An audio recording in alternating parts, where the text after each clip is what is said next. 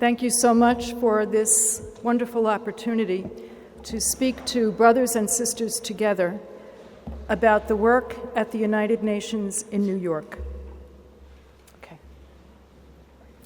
I'd like to begin my reflection by referring to the UN Charter, which reads in part, "We, the peoples of the United Nations, determined to reaffirm faith in fundamental human rights, in the dignity and worth of the human person, in the equal rights of men and women, determined to promote social progress and better standards of life, and for these ends, to unite our strength to maintain international peace and security, and to employ international machinery for the promotion of the economic and social advancement of all peoples." Article 1 of the Charter outlines the purpose of the United Nations, and the first purpose mentioned is to maintain international peace and security, and to that end, to take effective collective measures for the prevention and removal of threats to the peace. The threats to peace and to human rights in our world today are many and complex, from corruption at the highest levels of government, to endemic poverty, rising unemployment, discrimination and violence of all sorts against women and girls, massive movements of people across the globe in search of safety, food, land, the horror of human trafficking, the unprecedented threat of human-induced climate change, crushing poverty, and an escalating arms trade that siphons off resources that could be placed at the service of the needs of both people and planet. The list could go on and on and on. One hardly knows where to begin to stem the tide of tragedy. Article 55 of the UN Charter established the Economic and Social Council in an effort to work toward international economic and social cooperation based on respect for the principle of equal rights and self-determination of peoples. The Economic and Social Council is the UN entity mandated to advance the three dimensions of sustainable development: the economic, the social, and the environmental, and to coordinate efforts to achieve internationally agreed development goals. The functional commissions of the Economic and Social Council include the Commission for Social Development and the Commission on the Status of Women. These two commissions, along with Agenda 2030, the Sustainable Development Goals, are the areas in which the Dominican presence has directed its efforts in advocacy on behalf of human rights. However, at this precarious juncture in our evolving understanding of who we are in relationship to Earth and her ecosystems, it is clear that our advocacy on behalf of human rights will be compromised if we are not also advocating for development that is sustainable, respecting the inherent dignity of nature and Earth's limited resource base. The greatest affirmation of this approach came from Pope Francis, who in his address to the General Assembly on 25 September 2015 spoke of the natural environment and the vast ranks of the excluded. Their rights must be forcefully affirmed by working to protect the environment and by putting an end to exclusion. By linking the human and the natural world, Pope Francis reminds us that there can be no genuine peace and security unless people are able to enjoy the fullness of their God-given human rights, and unless we respect the rights of earth and all of nature as well. So the venues for advocacy at the United Nations in New York: the NGO Committee for Social Development. It was my privilege to chair this committee from 2012 to 2016. This committee shadows the UN Commission for Social Development.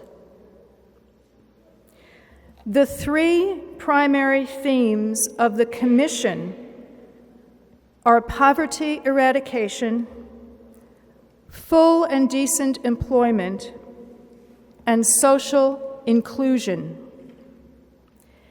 The NGO Committee for Social Development has given priority to poverty eradication and the need for an integrated approach to development that incorporates the economic, the social, and the environmental aspects.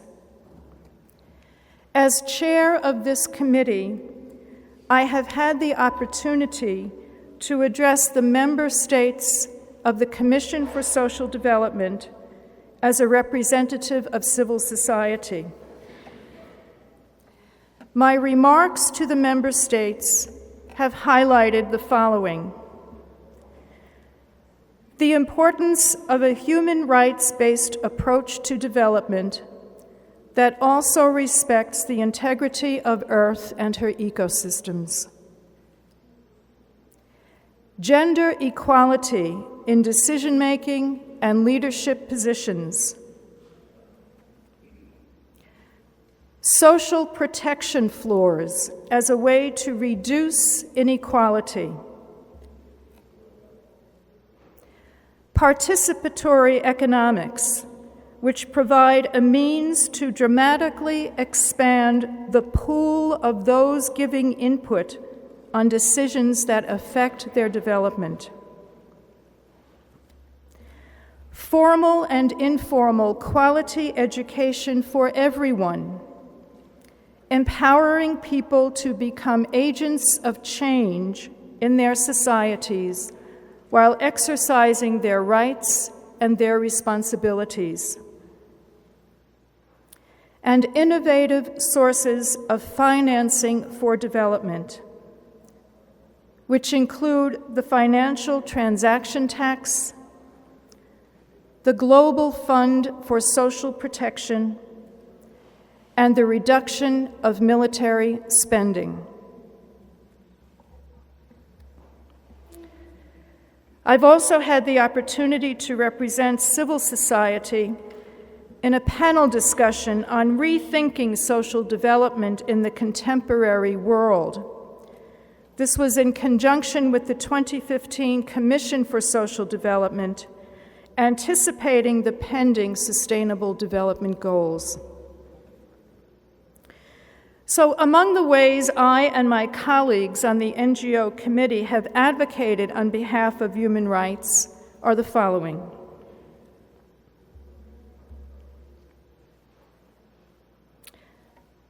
Both the NGO Committee for Social Development and the NGO Committee for Sustainable Development worked closely with the Permanent Mission of Bolivia in 2010 to lobby for a General Assembly resolution on the human right to water and sanitation.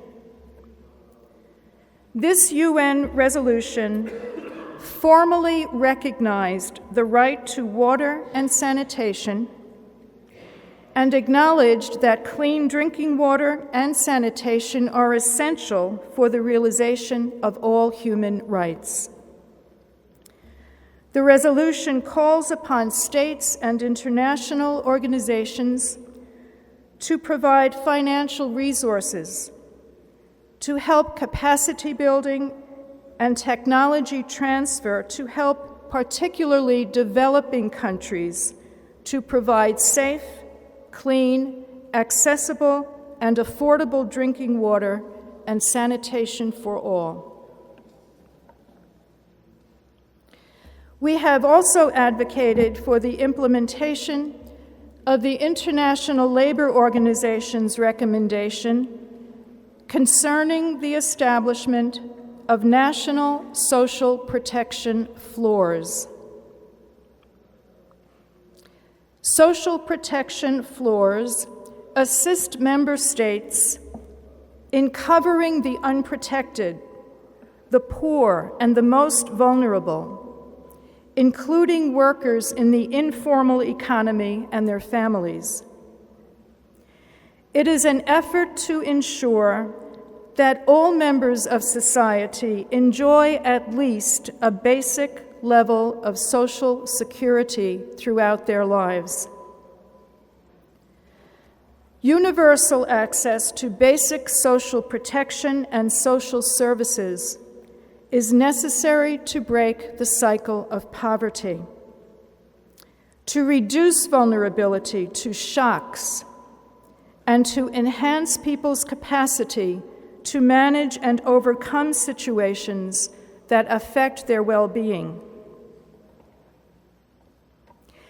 National social protection floors should comprise at least the following Social Security guarantees as defined at the national level: access to essential health care, basic income security for children, providing access to nutrition, to education, to care, and any other necessary goods and services. Basic income security for persons in active age who are unable to earn sufficient income, in particular in cases of sickness, unemployment, maternity, and disability. And lastly, basic income security for older persons.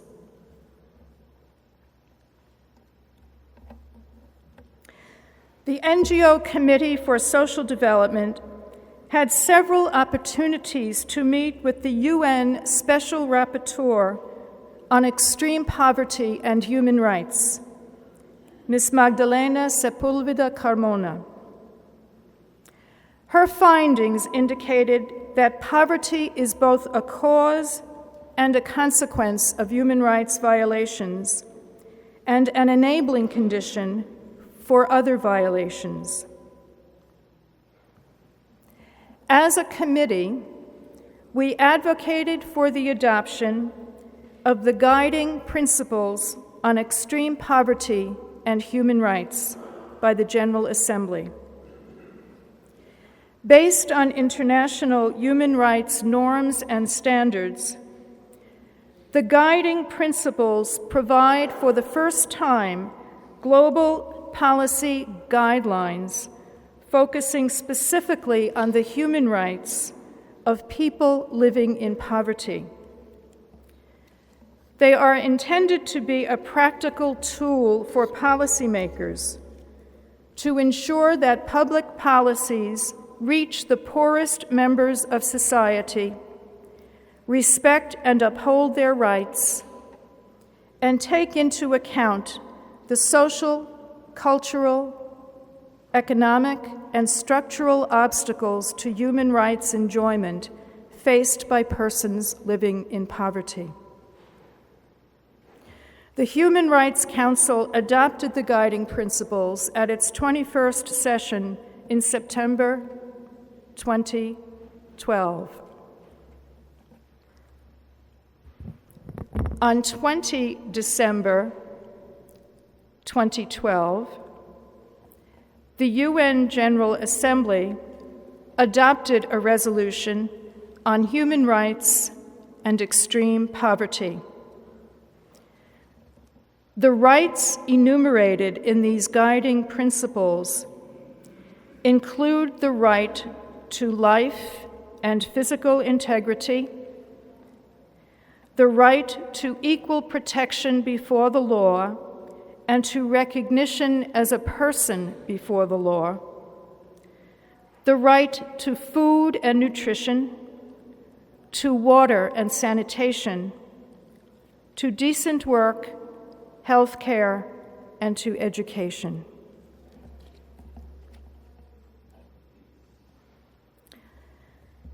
Through the work of the NGO Committee on the Status of Women and the Working Group on Girls, we successfully advocated to include the plight of the girl child globally in the proceedings and the documents related to this commission.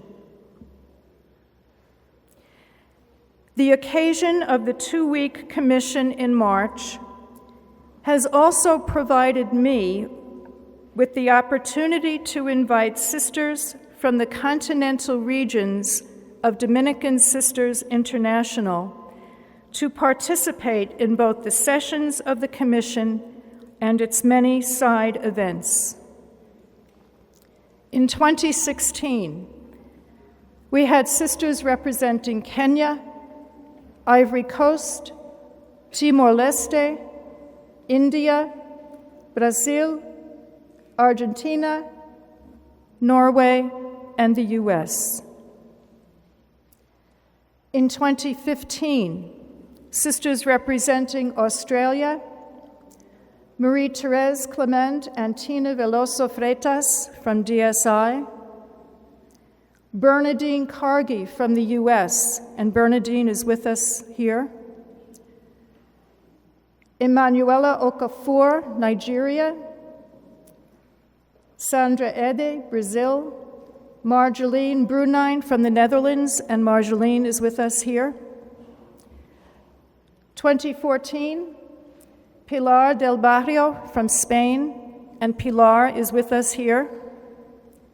Sisters from the US, South Africa, Nigeria, Peru, Cecile Espanilla from the Philippines, and Cecile is with us at this gathering.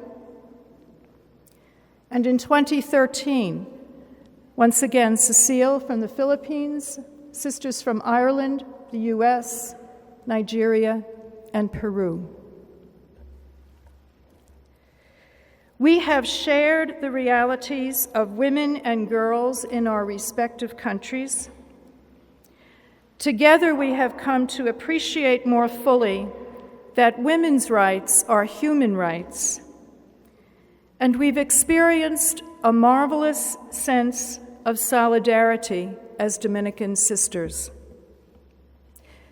It is my hope that the relationship with our sisters at the grassroots level is growing stronger through this experience at the Commission on the Status of Women each year, as well as through opportunities I have had to visit our sisters, their colleagues, and an assortment of lay organizations in places such as Ghana, Kenya, Argentina, Brazil, the meetings of CODALC, the Conference of Dominican Sisters of Latin America and the Caribbean, the DSI assemblies in Rome, sisters and colleagues in Australia and New Zealand, and the meetings of the Dominican Sisters Conference in the United States.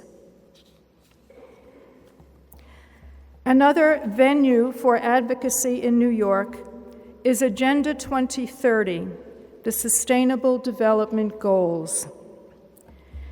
In June 2012, I had the opportunity to attend the UN Conference on Sustainable Development in Rio de Janeiro.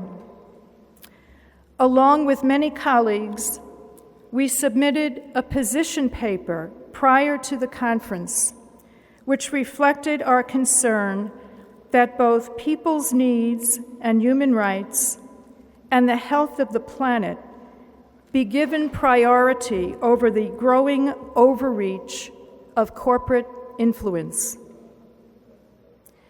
The outcome document, entitled "The Future We Want," called for the process which ultimately led to the adoption of the 17 Sustainable Development Goals. Along with a broad spectrum of civil society representatives, we successfully advocated for an open and transparent process leading up to the adoption of these goals. The Open Working Group on the Sustainable Development Goals was co-chaired by the ambassador of Kenya and Hungary.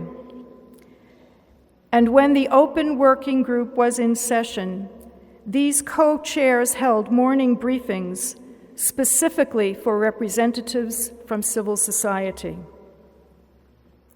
During the negotiations in New York, we successfully advocated for the inclusion of clean water, clean drinking water and sanitation, which became Sustainable Development Goal number 6, calling for universal and equitable access to safe and affordable drinking water for all, and access to adequate and equitable sanitation and hygiene for all by 2030. We advocated for the inclusion of social protection floors as a way to work towards eradicating poverty. Goal 1, which calls for an end to poverty, also calls for the implementation of nationally appropriate social protection systems, and by 2030, to achieve substantial coverage of the poor and the most vulnerable. We successfully advocated for a stand-alone goal on gender equality and violence against women and girls, which is goal number 5. Goal number 5 calls for an end to all forms of discrimination and violence against all women and girls in the public and private spheres, including trafficking, sexual, and other types of exploitation. And also to ensure women's full and effective participation and equal opportunities for leadership at all levels of decision-making in political, economic, and public life. And we advocated for the inclusion of climate change, which is Goal 13, calling for an integration of climate change measures into national policies, strategies, and planning. Along with Mike, I had the opportunity to attend the Paris Climate Summit in December with a number of our Dominican sisters and brothers from Africa, France, the Philippines, India, and the US. And we were able to draft a letter encouraging the heads of state to negotiate out of concern for the lives of people and the welfare of the planet. And one other venue for advocacy is the Universal Periodic Review, a process directed by the member states of the UN in conjunction with the Human Rights Council. It's an effort to improve human rights situations in each country and to deal with violations wherever they occur. In April-May 2017, Brazil and Ecuador will be reviewed. October-November 2017, Argentina, Guatemala, and Peru, among others. Besides the official report from each country, civil society has the opportunity to submit a shadow report, an alternative report, which more often than not provides a more accurate picture of the real situation on the ground. As long as people do not have access to what they need in order to enjoy fruitful and productive lives, as long as fossil fuel development and the extractive industries continue to compromise the health of the planet, we will continue to see increasing levels of inequality, massive migration movements, increased trafficking of persons, and an increase in violent extremism and civil unrest. I cannot help but imagine what our brother Antonio Montesinos would say to the member states of the United Nations were he here today. By what right or justice do you keep the people of the world in such a cruel and horrible servitude? Are these not men, women, and children? Are you not bound to love them as you love yourselves? And I have no doubt that Montesinos would also have harsh words for the way the powers that be have marred the face of the natural world and disrespected the integrity of Earth. Development policy matters. And when it is crafted out of narrow national self-interest and greed, the world becomes ever more destabilized and people's sufferings become ever more acute. So how would I assess our efforts in New York? In terms of collaboration, there are approximately 47 religious congregations, including Franciscans International, with representation at the UN in New York. We meet monthly as RUN, Religious at the UN, for prayer, reflection, information sharing, and we are a strong source of support and encouragement for one another. None of us advocates alone. Rather, we make an effort to join our voices with those who share our same concerns. Most of us are members of the NGO Committees for Social Development, the Status of Women, Migration, and Disarmament. We collaborate with representatives from all faith traditions. What we share in common is our deep concern for the welfare of people and their capacity to exercise their human rights, as well as a deep concern for the compromised health of our one common home, Earth.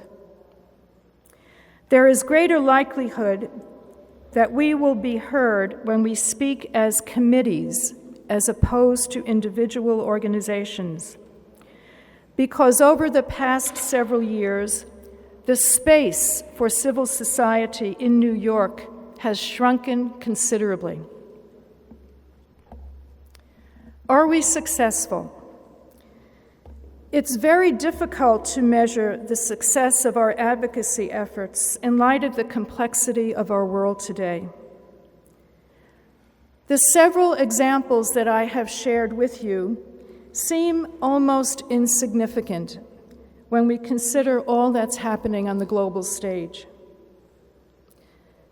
Nonetheless, I do believe that the consistency of our message, that is, the dignity and rights of people and the integrity of Earth, and the persistence with which we communicate this message, is, at the end of the day, a contribution toward a more just and peaceful world order. Despite the shrinking space for civil society, we have a very important role to play at the UN, and there are member states who fully appreciate our presence and encourage us to take advantage of any opportunity we have to get our message across. How could we enhance our efforts at the UN? On a practical level, what would enhance overall advocacy efforts in New York is greater coordination at the grassroots level. This is happening in a very modest way as a result of sisters from DSI attending the Commission on the Status of Women. We are connected, and a number of these sisters are deeply involved in a network fighting human trafficking. On the other hand, many of our sisters experience difficulty in keeping connected due to lack of infrastructure, lack of technology and electricity, and the danger that can be posed if sisters have to travel in order to have access to the internet. This concern, however, is not just a Dominican concern in New York. RUN has received a one-year grant from the Conrad Hilton Foundation to research where and how best to build capacity at the grassroots level. Depending on the outcome of this year of research, we would apply for longer-term funding to actually do the work of capacity building in a number of countries where RUN members are represented in significant numbers. Another important element to enhance our efforts would be greater coordination between the work of the UN in New York, the work of the Justice Promoter for DSI, and the work of the UN in Geneva. If visits could be better planned and coordinated, the possibilities for advocacy training and awareness raising regarding the UN Development Agenda, among other elements, could prove to be quite beneficial. A concerted effort on the part of Dominican sisters and brothers to provide alternative reports for the Universal Periodic Review would be another way to enhance our efforts, as well as an intentional effort to regularly share information, periodic updates on the progress of our common work on behalf of human rights and the integrity of our one common home. This would be a service to the entire Dominican family. So, in conclusion, sisters and brothers, I'd like to leave you with some words which are a deep source of inspiration for me. The first from the Gospel of St. John: I have come that they may have life and have it to the full. What does this mean in our world today, given the complexity and the enormity of the issues?